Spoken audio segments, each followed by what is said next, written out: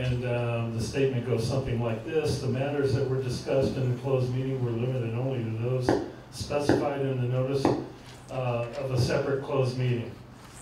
With that, we'll move on to presentations and proclamations. First up is Haven House, Roberta Radosevich. Did I get that right? You did so well. Thank you so much. Thank you. Signing up to comment about items that are not on the agenda. So if you wanted to make a comment about something that wasn't on the agenda tonight, now's the time when you would be able to speak. First up is Mike Neese. And you might notice, Mike, we've got a clock now.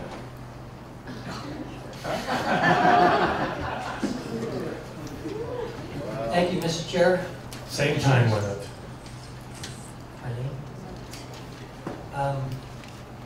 My name is Mike Neese. I live in unincorporated Sandoval County in Placitas. I've got a couple things I want to talk about. One is that the fire chief is here.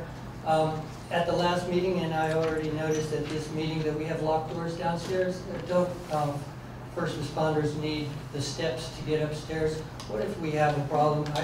This is a rhetorical question. I don't need an answer. I just fear for the safety of these people. I also appreciate that we have so many officers here. At the last meeting, I counted 15. This is a dangerous crowd I see. So, I also want to recognize the fact that Miguel Suazo got in here just recently while other people are downstairs. I'm glad to see that he made it and was able to get in. I think that we're going to have a very busy new attorney once he is appointed. The next item I want to read to you, and this is with all due respect to this commission and to Chairman Chapman, I sincerely suggest and request that because of the egregious misrepresentations and outrageous violations of our governmental processes and public confidences, that Mr. Chapman remove his name from the list that would be voted on at the January County Commission meeting for next year's Sandoval County Commission chair. I'm asking, Mr. Chair, I'm asking you to step aside. Thank you. Thanks, Mike. Yeah. Respect. Jessica Velasquez.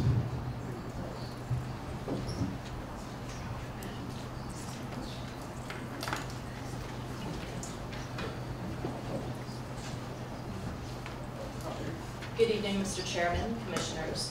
My name is Jessica Velasquez, and I'm here to speak on behalf of Sandoval County citizens who live on the other side of the mountain. The La Madera, San Pedro Creek, San Pedro Overlook communities along North Highway 14. We cannot hear you. So I'll repeat because I'm not going to use my whole 3 minutes. Is the light on? The light is on. That's better. Okay. Again, my name is Jessica Velasquez, and I'm here to speak on behalf of our Sandoval County citizens who live on the other side of the mountain. La Madera, San Pedro Creek, San Pedro Overlook communities. Thank you, Dr. Holden Rhodes, for making the journey across the mountain to come and speak with us. And since I'm not allowed to talk about trash, what I'll talk about instead is how our communities are designated as either special use or permissive use, and the reclassification of that zoning issue and what it has meant for some of our communities. The issue that I will not be speaking about certainly was one that got our community's attention in the East Mountains. And what we realized was that there is a breakdown in communication between the folks who live in Sandoval County, but on the far side of our geography. And there's a great desire to improve lines of communication from the county commissioners to the citizens. We believe that that would certainly head off a lot of miscommunication, bad feelings, conflict in the future. Now back to special use and permissive use. This is a problematic designation, and I would encourage the county commissioners to really consider when they shift from special use to permissive use, because it can leave stakeholders out of conversations. Okay? And whether or not a community is incorporated, whether or not it is rural or within one of our municipalities, citizens need to have the opportunity for public comment and need to be invited to the table. And I'm sure that we would all agree that in a representative government, that's what best serves the people and the taxpayers. So I would hope that in the future, we build better lines of communication between the county commission and the very far-flung rural parts of our county as well. I look forward to seeing a plan that involves more than posting information online. And thank you very much for your time this evening. And again, my name is Jessica Velasquez, and I'm representing the East Mountain communities. Thank you. Thank you, Ms. Velasquez. Councilman Brooks.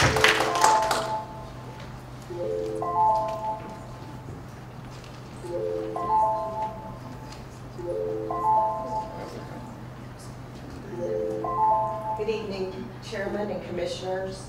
This will be very brief, and I want to thank you for your service. Commissioner Chapman, continuously we've had Can you speak into the mic closer, Kathy? Sure, how's that? Better. Okay, so continuously we've attempted to redefine the meaning of scientific data and those assessments.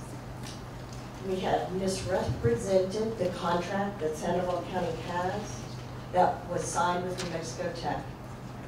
It does not include water.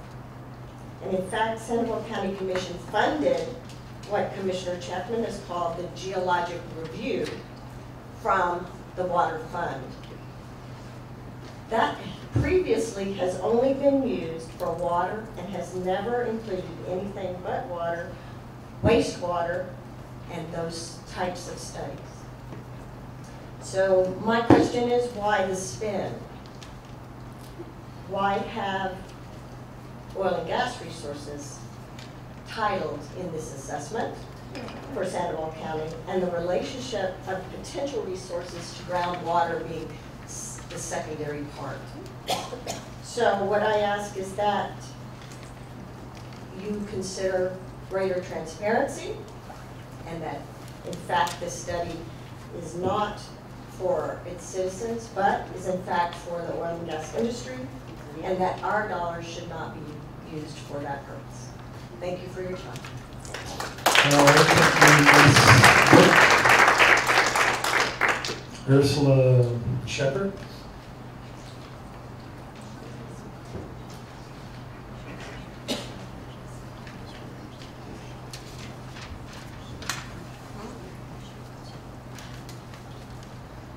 Thank you, Chairman Chapman and Commissioners.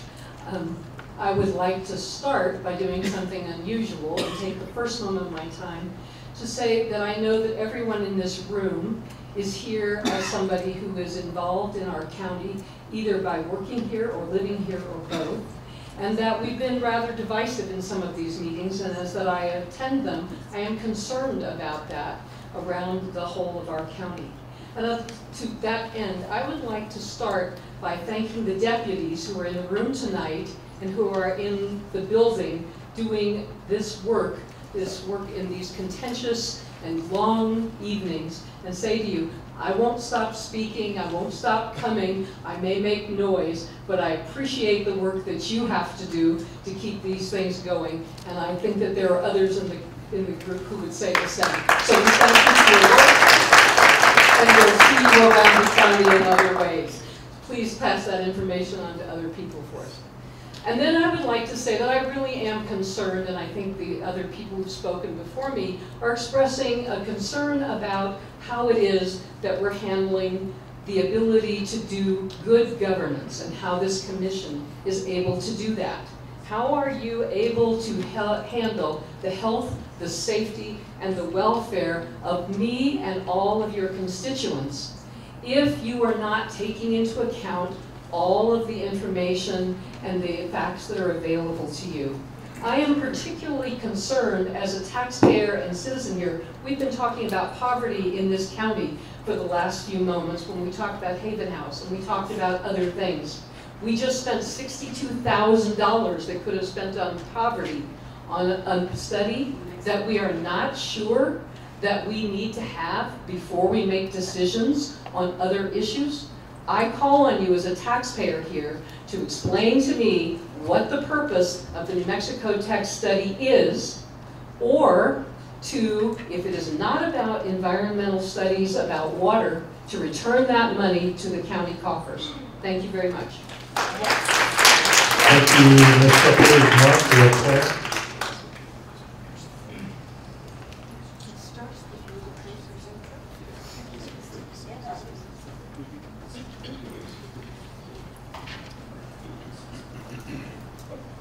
Good evening. Thanks for giving me the chance to speak. I came here tonight because I wanted to offer thanks to Commissioner Holden Rose for the outreach efforts that he's made recently. As other people noted, this oil and gas ordinance is very contentious, and Mr. Rhodes made some great efforts to go out into the communities and actually listen to his constituents. I know he held several of these meetings. I really appreciate it. You know, I heard a definition of leadership, which is that leadership is empowering your community to improve their lives.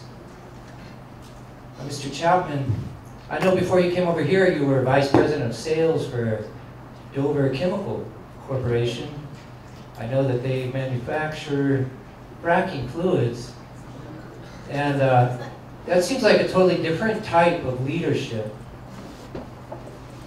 I'm asking you to listen to us. Listen to the people that come here month after month. Listen to your neighbors. Listen to our relatives here from the tribes. All I'm hearing is strong opposition to this oil and gas ordinance. The only people that come to speak in favor of it are the people in the industry that stand to profit from it. But don't stop there. Keep listening, please. Listen to the people in Houston. Listen to the people all up and down the West Coast that are suffering from these wildfires. Listen to the 15,000 scientists that just warned us that if we don't make an abrupt turn, we're heading for disaster. Please, listen to us. Thank you. Thank you, Mr. Leclerc. I would like to correct you, sir. I never sold one chemical into the drilling mud or fracking fluid industry in 30 years that I was in the business. So my area of expertise, sir, is secondary antioxidants in polymers, plastics. That's what I spent 30 years doing in the chemical business. Next up is Greg Burkmark.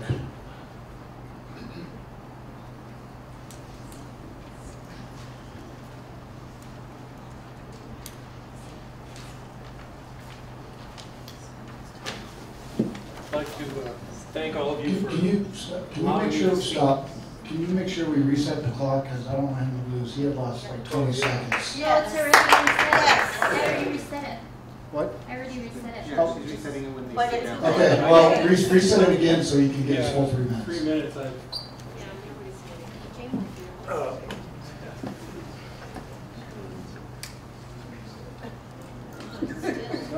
Still. Maria, reset it one more time, please. All right, Okay, go. sir. I'm gonna have to race through what I've got here. If you have it in writing, sir, you can leave it with a deputy. Well, I've already left it with Eileen Okay. there. She's got copies of this, but I All right. wanted to mention something about these. So, anyway, Can everyone hear me? Yes, sir. good. I have an excellent warning paper from Speak into Dr. the Holden Rhodes, entitled To Citizens of District 1, Sandoval County, from Dr. Holden Rhodes, Subject Protection and Preservation of Groundwater in Sandoval County, which is dated 29th November 2017. And he has 8 pages here, some of which have been updated. But basically, he addresses, I guess you could sum it up in his last closing point here for each of you once again. Quote, "It needs to be forcefully stated that any drilling in this area poses an extremely high risk for contamination of drinking water aquifers." And he lists many issues, but one of them is what people have been talking about here earlier, which is the fact that there was this study that was supposed to be done focusing on water and its contact with oil and gas and chemicals has somehow been recharacterized as locating oil resources. In any case, I have a couple of questions about that, but I'd like to introduce this paper from Dr. Holden Rhodes into the record, which is there. And it's 8 pages and basically, anyway, I better move on. There's another list here that was compiled with Commissioner Holden Rhodes, with the people out in Peña Blanca, or Cochiti Lake, which is a 4-page list of reasons that hydraulic fracturing is dangerous to our water tables. And I introduced that into the record also. My questions are just 2, and I'm going to have to read through them immediately here. You also in your excellent letter to the citizens of District 1 Sandoval County warning of many dangers of hydraulic fracturing for oil and gas to our water table. This was your talk out in Peña Blanca.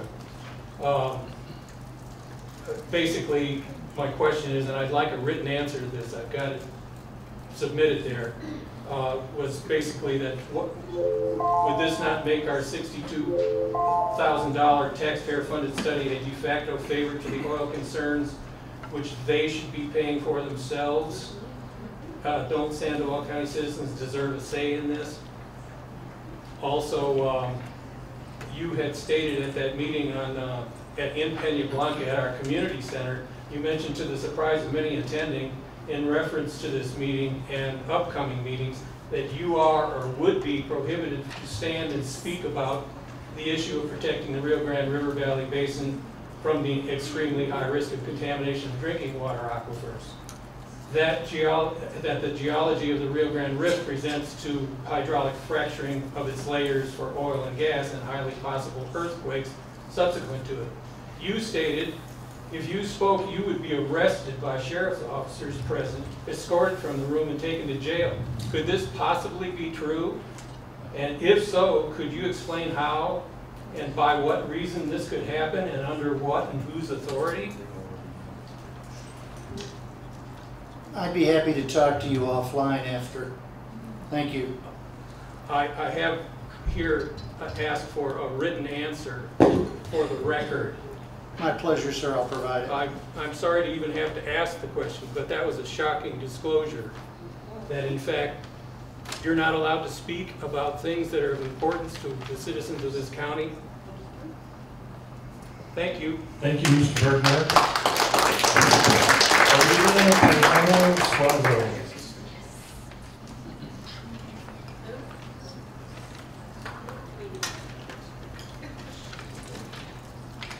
Guadzi Hopa. Hello, everybody.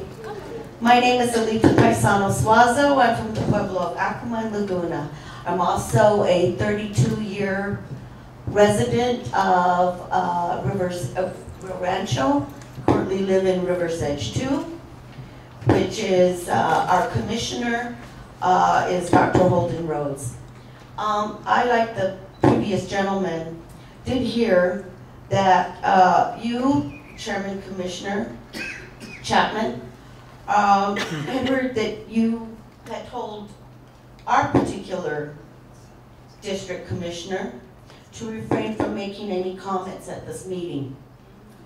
I don't know how you can silence a commissioner from representing his constituents like myself. If what I heard is true, then you have used your authority to push your agenda, and I want to know why, you would want to silence a fellow commissioner. That's the first comment. My second comment has to do with these meeting facilities. There are many people here that want to make comment. There were people here at the last meeting. There are very many people here also now, many of which are down below this particular building. I understand at the last meeting, or regarding the last meeting, that there was an offer made by Bernalillo High School to provide facilities for that meeting to accommodate the number of people who wanted to be able to participate and give their public comment. I understand that that was turned down. For what reason, I don't know, except to maybe limit the number of individuals that are able to give their comment.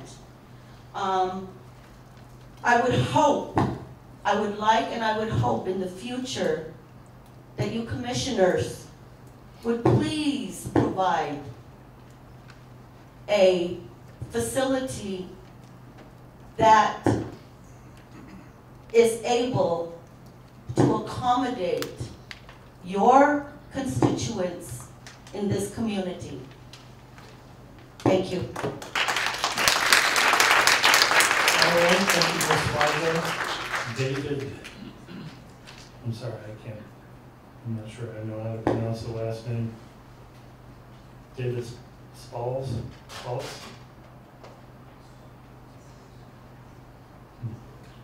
Mitchell Freeman.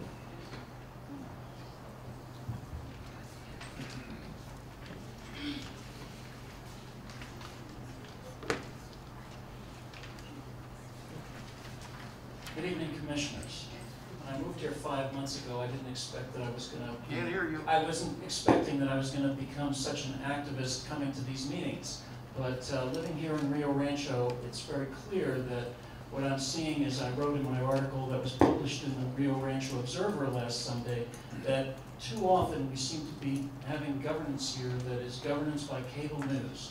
We're not looking at the right way of how to develop this county, and we're looking at ways now with this fracking ordinance that I think could do grave damage to the most important natural resource we need and have, which is water. When I spoke last month about the water situation, and about trying to look at a different way to approach this whole question and avoid this issue of risk that the fracking presents, I talked about how Los Angeles developed water resources by building a 250-mile aqueduct 100 years ago, and they spent $100 million in that money at that time. And since that meeting, I've had a discussion with a water expert at UNM, and I said, are there areas, if you don't know, even in Sandoval County, where we could start to develop water, where Sandoval County can work with other counties and work with the state? And he said that, for example, in an area known as Rio Puerco, there is a lot of water underground. He said, but the problem is that it's got a lot of saline, and so you would need to build a desalination plant. He said, that's expensive. And I said, well, how expensive is it if we lose an aquifer because of fracking? How expensive is it when the water bill in this area in Rio Rancho is 40% higher than what it was in Poway, California, where my wife and I live with our 2 children, and now we're by ourselves, and we're paying 40% more. The risk of not developing, if we're really looking to try to develop this area and try to bring jobs, we should be looking at water development, water exploration, and water reclamation. Another area that he said you could develop and build what you're talking about with aqueducts is the plains of San Augustine. And he said, again, it's expensive. And I said, this state has a $22 billion rainy day fund that it doesn't use. And I said, what's expensive? Is it $500 million? Is it $200 million? Why are we not thinking in ways that are visionary to be ready to develop? And it's almost as if we're looking at the wrong end of the telescope when we're talking about fracking. We want to talk about making permissive use as if we're going to be building a pool in our backyard. And my feeling is we should be looking at other ways to develop the county, to be ready for success, to help the 70% plus people in this county who do not have a college degree. And I would say to you that if we really cared about the development of this county, we would be looking to involve not just government and business, but unions who do the training for tradesmen and try to work together to develop this county. Thank you very much. All right, thank you, Mr. Baker. Ladies and gentlemen, that takes care of public comment here at the beginning of the meeting.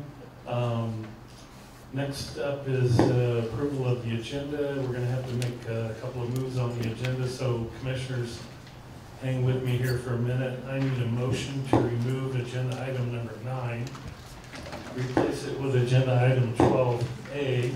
We will not be acting on agenda item 9. And remove item 7B2 from the consent agenda. Do I hear a motion to approve the agenda as amended? We have a motion.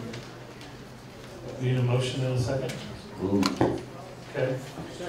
Okay, got a motion and a second, Madam Clerk, to approve the agenda as amended. Vice Chair Hyle? Yes. Commissioner Bluff? No. Commissioner Holden Rhodes? Yes. Commissioner Eichel? Yes. Chair Chapman? Chair votes yes. Moving on to consent agenda, County Manager May. And everybody take a deep breath. I would like to get a motion and a second to approve, and then we're going to have public comments. So don't go.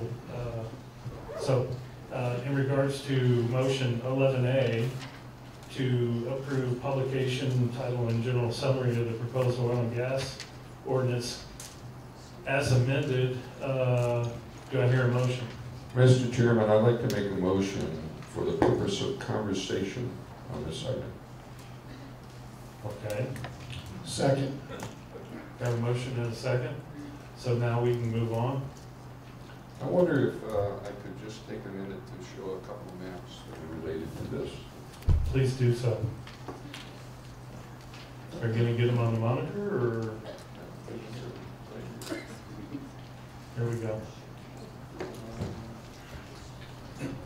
Okay, there are a couple of points I wanted to make. There's a lot of misinformation about a lot of things that I've heard said, and also an expectation when I hear some comments made about what this ordinance covers. So looking at this map, you see that the blue area on the map is what is, the blue area on the map is what is covered under the ordinance.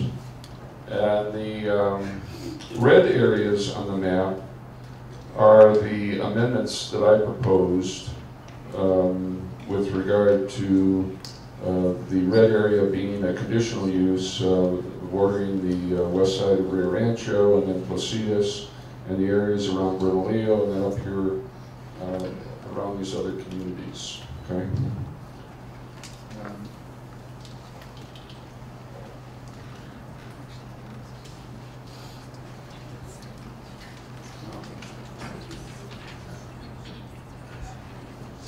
So this is, I asked the staff to do an overlay on of the topography of Sandoval County to kind of show a relationship of where towns and communities are, and also, you know, hills and valleys, if you will, in relation to what is covered under the ordinance. That's what we have in this map. And if you notice, again, the blue areas are what is included in the ordinance. All of this area in here, most of it is tribal land, BLM land, other federal government land.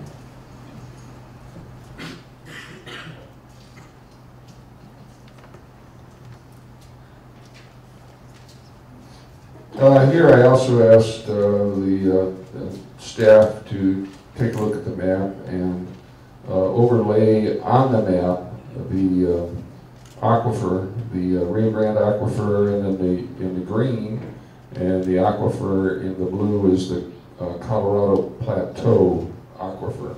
And again, you can see how the blue relates to the two overlay And most importantly, at least from the conversations that I've heard from most people talking about the concern about the aquifer and downstream impact, etc. This green area is the Rio Grande aquifer, and this too is the area of the Rio Grande Rift. Commissioner Hyde, can I ask a question on that map? You have a question I do. on that map? Yes, sir. Wait just a minute, let me pull it back up.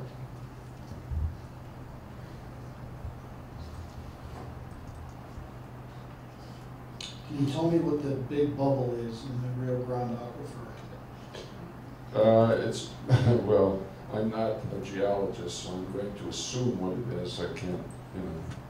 I'm assuming that it's a high point in the aquifer, and so that's not where the water is flowing, but I'm not a good enough expert to verify that. There's probably a geologist or two in the room that could probably answer that question better than I can, and I'm sure they will after, as the conversation starts, but I believe that's what it is. Thank you. The last map, this is a map, again, it's an overlay of the ordinance on Sandoval County. And I want you to notice that, again, the blue areas here are what is included in the ordinance.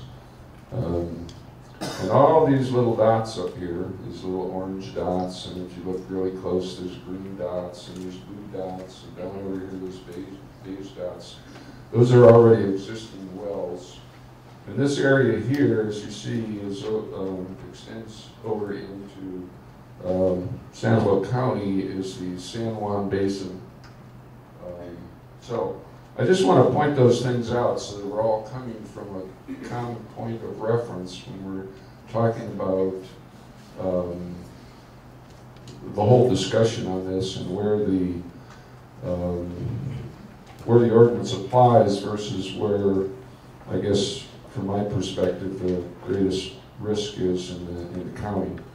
And I guess I want to make one other comment is, I know when the Planning and Zoning Commission started out on this, they were considering bifurcating, that's a new word to me, this kind of separating probably this area in here versus this area to the east. So I may have further comment about that as we go on. So just a basis for a conversation. All right. If there are any other questions for Commissioner Heil's maps that he's sharing with us, I will entertain a motion to approve. And then we'll go to public comment unless there's more Well, again, I made the conversation. motion. I'm sorry. I made the motion to approve or conversation. Second.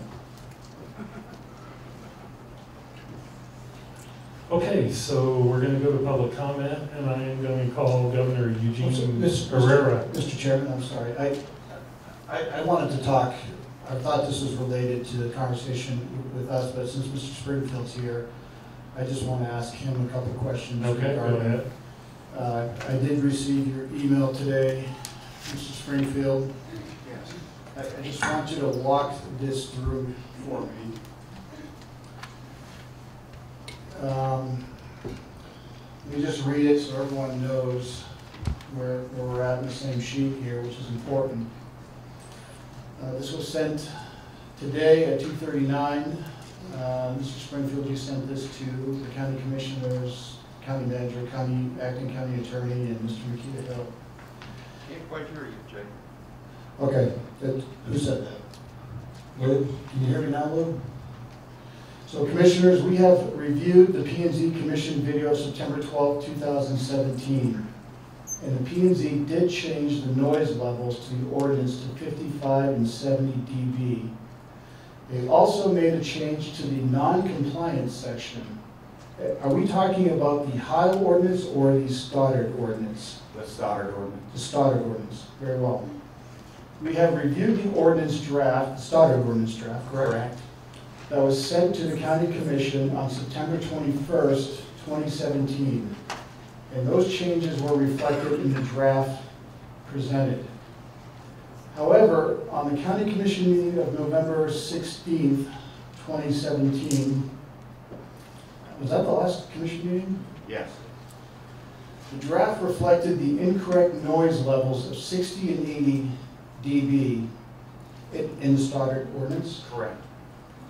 In non-compliance language. This was clearly an administrative error. Had a lot of those lately. We propose to rectify the situation by making the county commission aware of this mistake tonight before they vote to publish the ordinance. We confirmed with the county attorney's office whether she agreed with our position that these are simple administrative errors that can be rectified tonight. Here's her response. Am I okay reading this publicly? Before I read? You are voting to publish the ordinance with the correct decibels in it tonight. None of this implicates the Open Meetings Act. There is nothing in the Open Meeting Act regarding ordinance and what is in the ordinance. Where we look to for that is in the statute regarding ordinances and a proper procedure for passing them.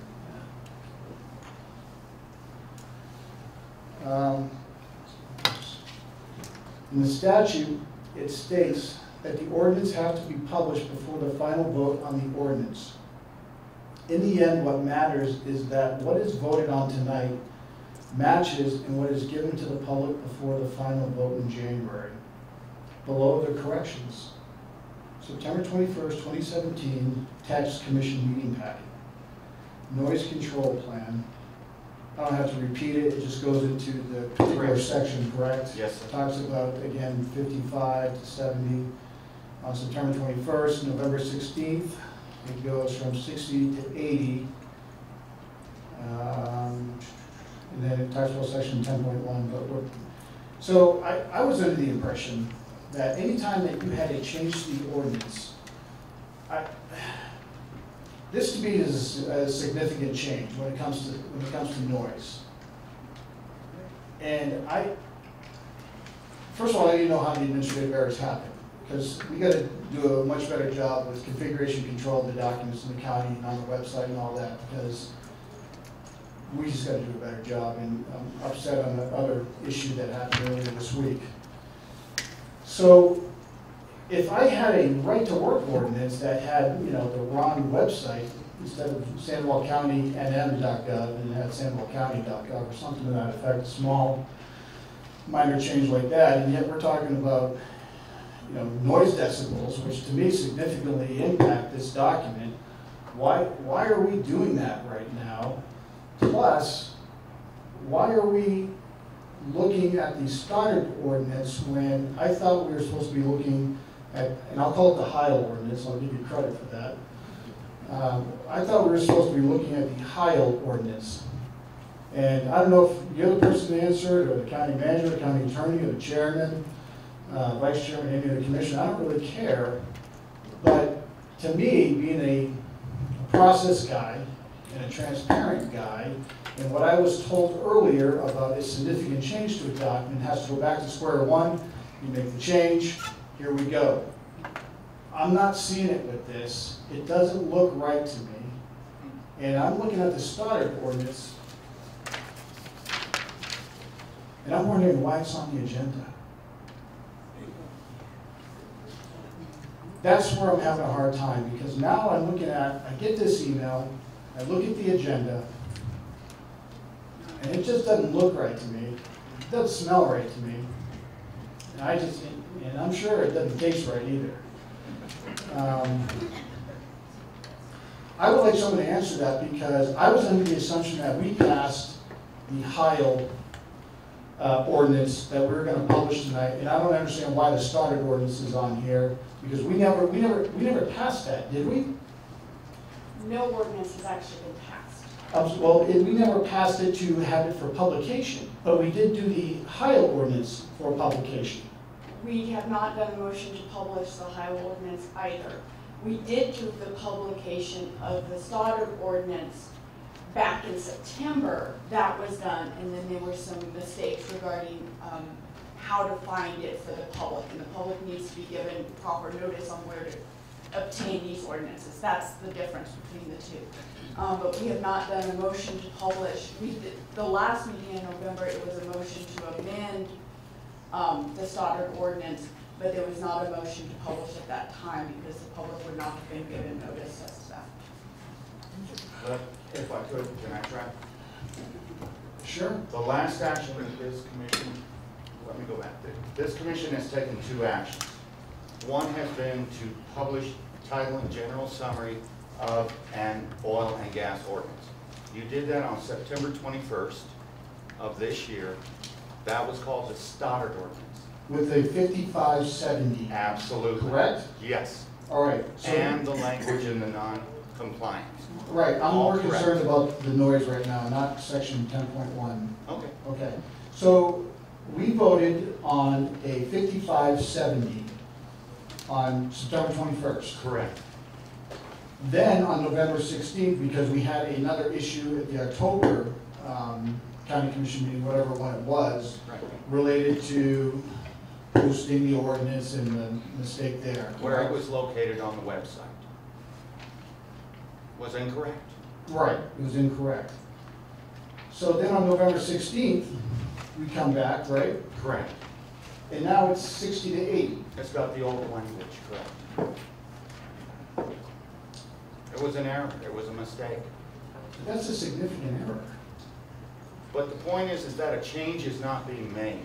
The Planning Commission reported out and sent you an ordinance that had 55 and 70 and had the non-compliance language in it.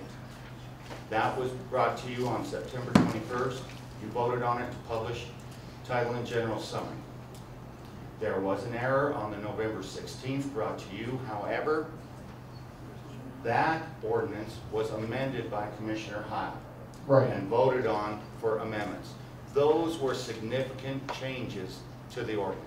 So now we're back here. Okay. To get another approval to publish title and general summary. So if Commissioner Heil, he made 3 amendments, 2 of them passed. 2 of them passed. 2 passed. Right, 2 out of 3 passed. Correct. 1 related to the county attorney, 1 related to, Community districts. right, community districts, and another related to like financial health, which did not pass. Correct.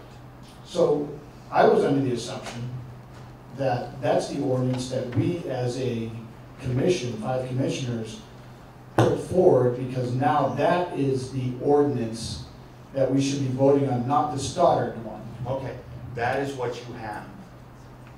You have the, I'm going to use names, it's just easier. You have an ordinance before you that has the Heil amendments that are corrected with the correct language for what you did on September 21st. Okay. And that's what's before you to vote on, to give us permission to publish title and general summary. So then we also have the Stoddard ordinance, which does not have the Heil amendments. Correct. Because if those don't pass, you need something else. So we have 2 things. That's exactly, Mr. Springfield, not picking on you or anybody, but that's exactly the problem. That's the problem. It doesn't look right, you know, for the process. I don't like it. Mr. Chairman, if I may. Yeah, go ahead, Director. 11B is exactly what you voted on, exactly what you voted on September 21st, to publish title and general summary. If for some reason the Heil Amendment ordinance does not pass, what you have second to consider is what you approved September 21st. How did we not know that was coming? Because this is like new to me. Did you know about it? Did you know about it? Vice Chair Heil? Did you know about it? No, I kind of assumed that when we amended it, that's what moved forward, not the Stoddard ordinance. Exactly. I've had some discussion with our county attorney, and she's advised me of the process. You know, I voted for the Heil amendment, the Heil ordinance. I supported that. And then when I see these two things on here, and, you know, politicians in this country have a pretty poor approval rating and trust level across the country, in New Mexico and Sandoval County. And, you know, it just doesn't pass the proper test for me to support two different ordinances on here, Mr. Springfield. It's not you, all right? I'm not talking about you. It's the process. Maybe I don't understand it, that's fine. But I'll tell you what, I came in here thinking tonight we were going to be looking at the Heil ordinance, not the Stoddard one. And that's my problem. It just doesn't look right to me. It doesn't look right to the public. I can't explain it to my mom in a good way. And I will not support two ordinances tonight. Mr. Chairman, that's why we have it A and B. If A passes, B is no action. B is removed. But that doesn't do it for me. Oh, it's okay. You can vote to remove it. But first things first, we're considering the Heil ordinance. If the Heil ordinance fails, then there is the opportunity to pass the Stoddard ordinance. It was put on the agenda that way. It was, ladies and gentlemen, it was put on the agenda that way so that the commission could make a decision as to which way it wants to go. The vote for the Heil amendments, as I recall, barely passed 3-2. In fact, Commissioner Block, you voted against the Heil amendments. You voted for the ordinance after the amendments were approved. I did, which is what I thought we were voting on tonight. We're voting on 11A. And I'm certainly not voting on 11B, because I wasn't expecting to see 11B. You can vote to remove 11B if 11A passes. If 11A doesn't pass, Mr. Chairman, it just doesn't make any sense. You vote for this, but if this doesn't pass, try this one over here. That's not right. that's not what it's meant to be. Can you guys, seriously, can all you guys just be quiet? Just let us speak and work it through. Please. Just put your hand down, I'll get to you, sir. Just let us work it through. Mr. Chairman, I came here to support the Heil ordinance. And you're going to have every opportunity to do so. It's like a do-over. Well, let's try this one now. See The reason, let me explain. The reason why the Stoddard ordinance is on the agenda is because that ordinance never failed. It passed this commission 4-1, and it was published and posted for public review before being enacted into law. We never got there because there was a mistake made when it was posted that was brought to the commission the morning of the meeting that evening. So we pulled it off the agenda and with embarrassment told everybody in the room that because of a technical issue with the publishing and posting, we didn't want to consider it because we didn't want to put taxpayer dollars at risk for a mistake that was preventable. Going forward, this board has the opportunity to pass the ordinance with the Heil amendments or pass the Stoddard ordinance. It's never failed this commission. And if you don't want to support it, you can vote it down. That's the only option that we're talking about tonight. We're not talking about anything more than that. Commissioner Heil? Commissioner Block, why don't we let the process work its way out and get on with it? There's people here that would like to comment on it. Yeah, there's a lot of folks who have signed up for public comment. I don't want to inhibit people from speaking. It's just, I'm very, very uncomfortable how this went down. It's no secret. I like and I favor the oil and gas industry. They've done a lot of great things in this state when it comes to funding a lot of programs of education and social services and infrastructure and public safety. And it's also our permanent fund is 98% funded by that industry, so when we need money, when times are tough, it's there. However, all I have is my integrity left. And if I can stay here and support this, I'm compromising my integrity on this, because this is not what I came here to vote for tonight. 2 amendments, one like, let's see if this passes, now we'll try this one. That's just wrong, it looks wrong, everybody knows it's wrong, and we're gonna go ahead and vote for this? It's a huge mistake. All right, thank you, Commissioner Blunt. Mr. Palmer, we'll get to you.